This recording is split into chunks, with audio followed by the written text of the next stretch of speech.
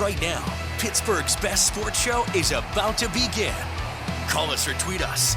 We've got things to talk about on the Ireland Contracting Nightly Sports Call. Hello and welcome into the Ireland Contracting Nightly Sports Call. I'm your host tonight, Cassidy Wood. A lot of baseball to talk about tonight. Also, of course, some Steelers talk as well. I'm joined alongside the wonderful Chris Mueller. First and foremost, Chris, I do want to shout out WVU baseball right now and Pitt baseball, both competing in their postseason tournaments.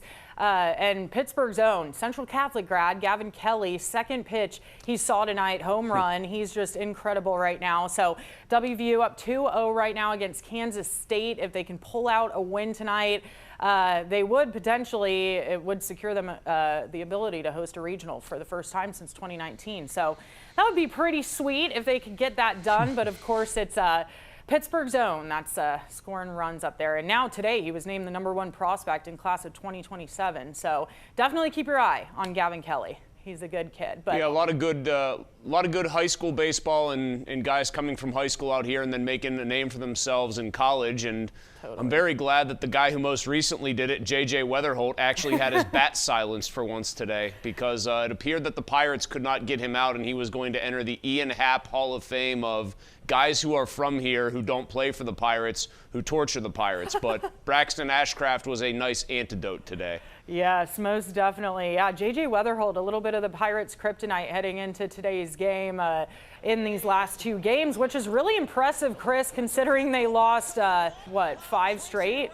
They got swept by the Cardinals earlier in the year. Then they went and swept the Reds. Okay, that's fine. That Phillies series, to me, felt like we were watching things spiral on them. They blow a game that they absolutely should have won on last Friday night. They had everything going. The vibes were very high. Ramirez catches the home run in the cone. You know, everyone's loving life.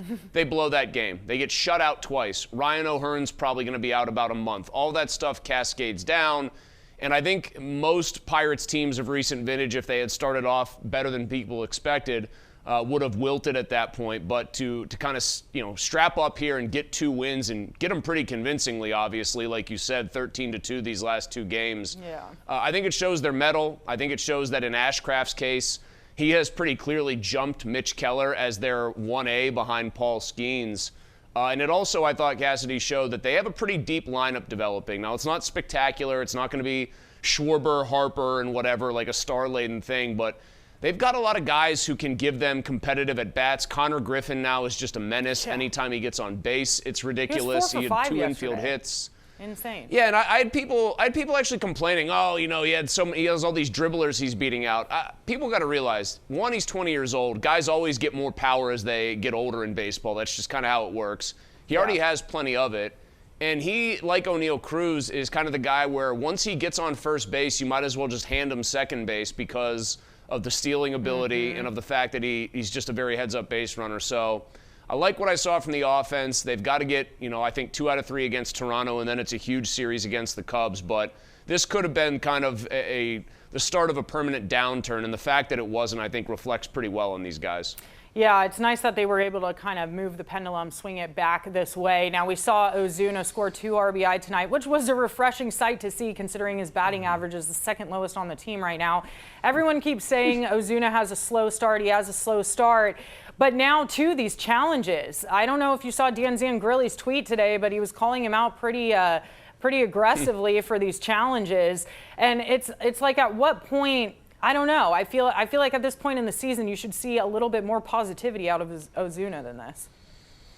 I saw Dan's tweet. I also saw somebody in the mentions and the replies point out that I forget what site they were referencing here, but that Ozuna's challenge rate coming into the game was 55% successful, and the major league average is 47% on ABS challenges. So he'd been outperforming it. I think he's on a bit of a bad stretch right now. They're on a bit of a bad stretch as a team with these.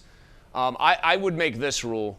You've got to know time and place with those. And when it's early in the game, when it's maybe to prevent a strikeout, if there's say Ozuna comes up, just for argument's sake, bases loaded, 1 out, or even 2 outs, he's the guy, and it's a 2-2 pitch or even a 3-2 pitch, and he wants to challenge it.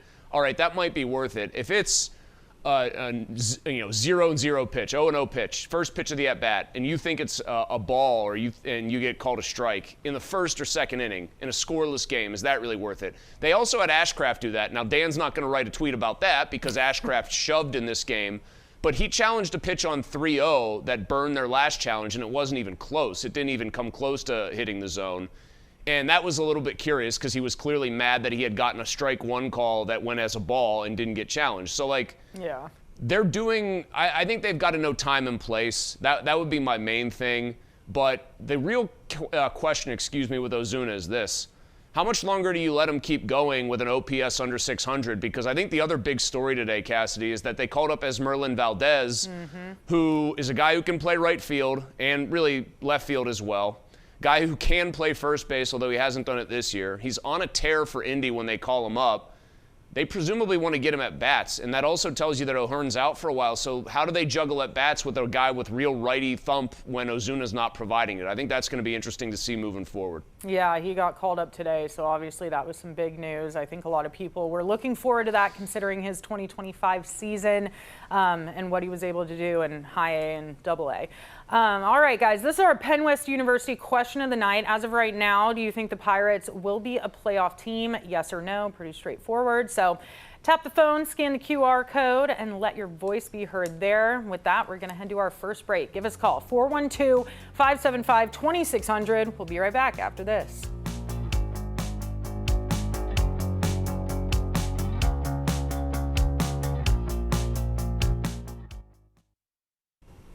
Welcome back to the Nightly Sports Call. This is our Xfinity tweet of the night. Braxton Ashcraft in May, 28 1/3 inning pitched.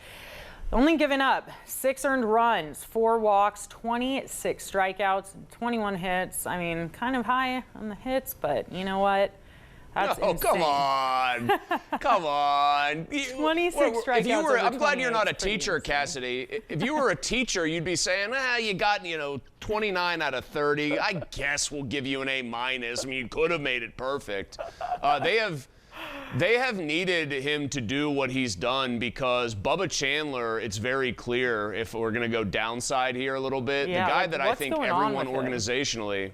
Well, what's going on is real simple. He can't throw strikes, and I don't know why he doesn't trust his stuff. Ashcraft trusts all of his stuff. I thought you saw that put pretty clearly on display today. He challenged those hitters.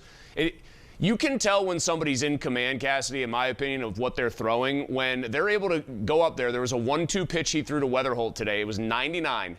If you look at the box, the strike zone box that they superimpose on the screen, the ball, I think, might have been the most in the center of that I have ever seen. So a guy like Weatherholt, you'd think he's going to fire away, he's going to pull the trigger and maybe hit it hard. He just stared at it and walked right through the box because he knew it was out. So Ashcraft's a guy who knows what he's throwing, believes in what he's throwing, and challenges guys.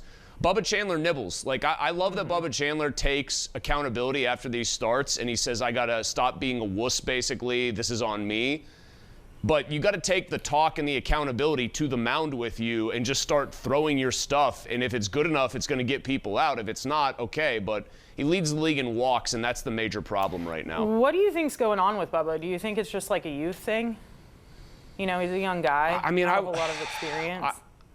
I don't know. I mean, the way he talks, it seems like it's mental. It's not physical. Yeah. And the problem that it's presenting for them is pretty straightforward. Jared Jones, after his next rehab start, I believe will be eligible to come back. Yeah, and he will after Saturday.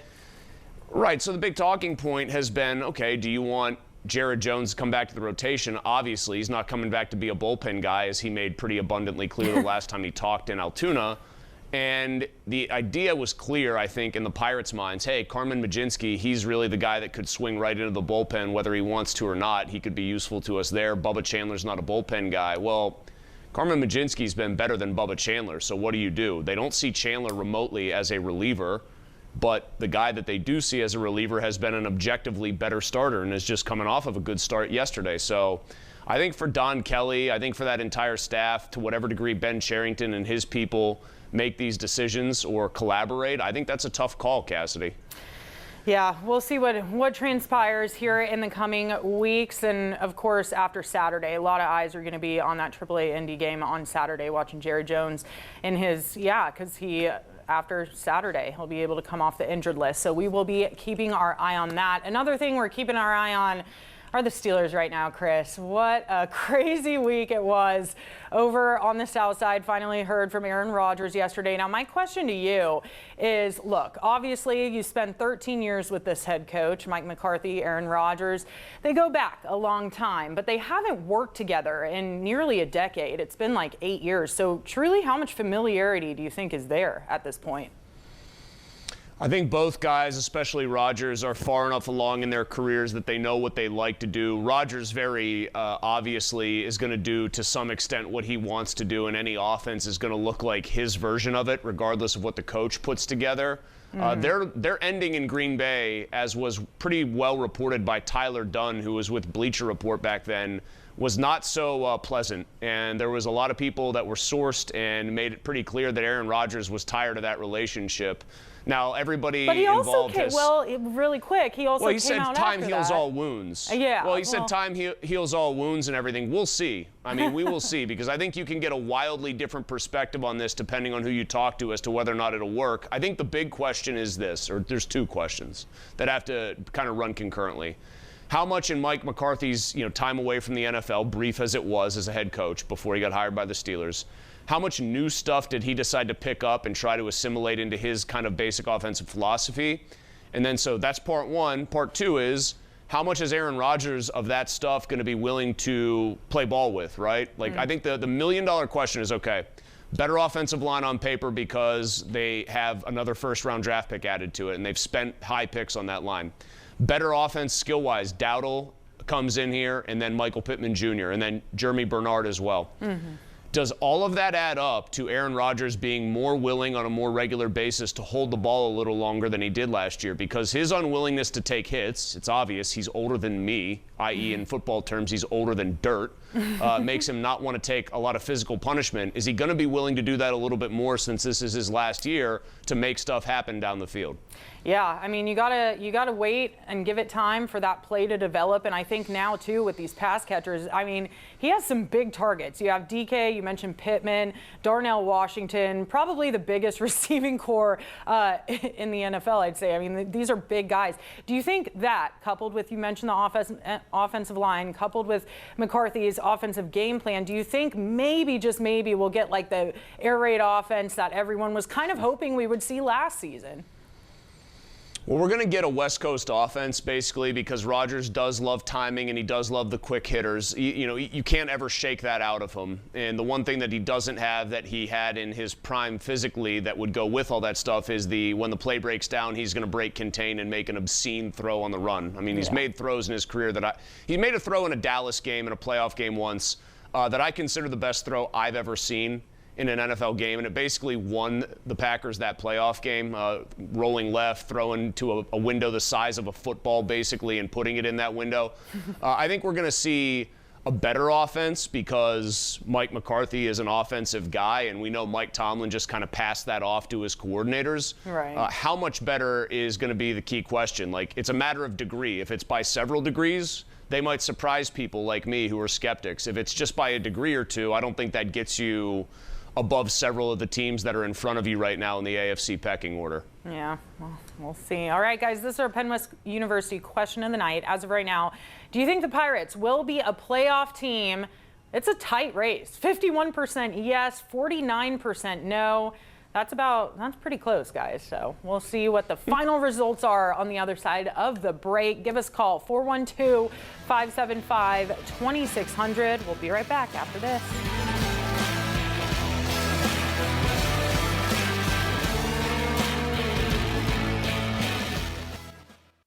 Welcome back to the Nightly Sports Call. I'm your host tonight, Cassidy Wood, joined alongside Chris Mueller. And Mosey, Rodgers said something interesting yesterday, too, that I put a little note on that I wanted to talk to you about because, we talk about his age a lot for sure, but there was a little bit of a question around the hand injury that happened. Now, he said yesterday that he kind of alluded to the fact that that's why it maybe took a while for him to actually finally agree to come back to Pittsburgh. He said, you know, he was dealing with a broken hand that had multiple broken bones, and he was getting hit still playing in games, and it was hurting, and he had to kind of rehab back from that before and make sure his body was right before he fully decided to come back. And I haven't really seen a whole lot of people talking about that. And so do you think that's going to be a concern at all, or do you think he's like 100% ready to go?